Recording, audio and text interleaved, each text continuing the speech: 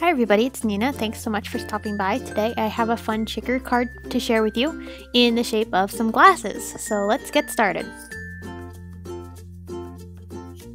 So taking the pieces that we've cut out with our silhouette, we've got the glasses and then the acetate pieces that will go inside for our shaker card. We've got the negative from the glasses, which we've reversed and used the white side, and I've filled it with some confetti. We've got a blue Genius sentiment, which is from Scrapbook and Cards Today. We also have the pattern paper that will go behind our glasses, as well as the card front and card back, which is made from cardstock.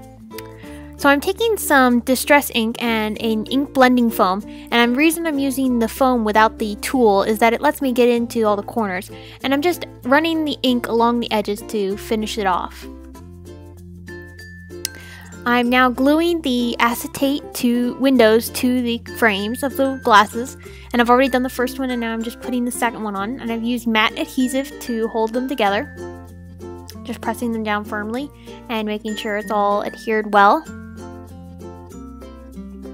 Now I'm taking a Zig glue pen and I'm kind of mixing up the confetti a little bit, making sure it's all kind of mixed up and random, and going to adhere some of the stars to the little cardstock panels here. And that's just going to help in keeping it look a little more finished. When you go to shake it, not all of the confetti will be down in the bottom of the shaker card. So gluing some of the pieces on there helps in keeping that from happening.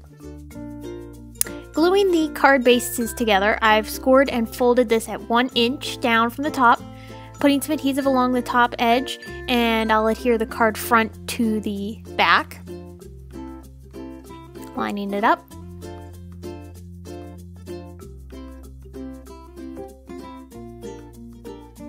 And there's the card. So then once we go ahead and adhere the pattern paper to the card base, that'll finish that piece off. Now that I've adhered that together, I'm going to take some Peacock Feathers Distress ink and just going to run it along the edges of this card. I've cut the frames out of some copy paper, and I'm using this as a template so that way I can know where to adhere my little inserts for the shaker pieces. And I'm just running a pencil along the inside of the frames, and that will give me a guide as to knowing where to put the adhesive, so that way when I go to place them into the card base, I know where to go with them. So just running the adhesive along with the paper.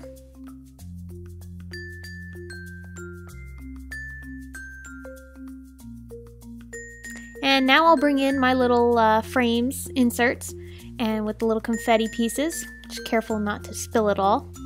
And I'll go ahead and line that up where I've made those markings from the template I made from the copy paper. You don't have to do that step, but I wanted to do that because it helps in placing these on nicely.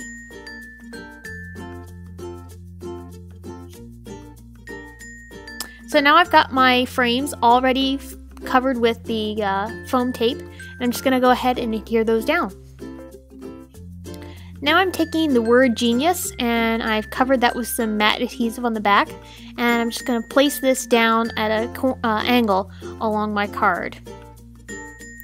Carefully pressing it down. You don't want to press too hard and smoosh the glue out of the edges, or otherwise it'll get on your acetate.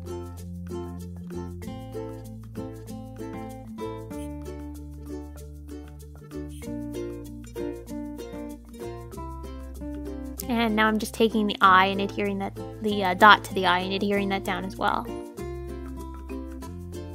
So now I've cut out some stars, which I'm going to be adhering to my card in just some random fashion. I did end up replacing that cutout star with a solid star to match to the others. I ended up deciding I didn't like how it had just the frame, and decided to use a solid star. And again, I'm using just some matte adhesive for this as well.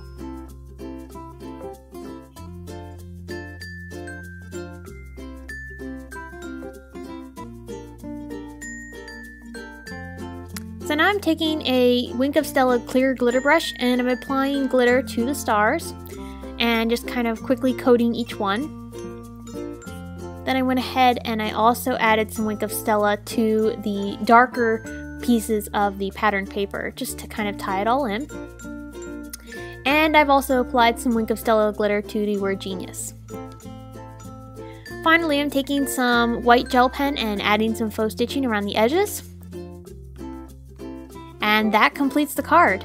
So I hope you've enjoyed. Thanks so much for stopping by. Be sure to stop over at my blog where I have more pictures and supplies used for this card. And be sure to give this video a thumbs up. Thanks for watching.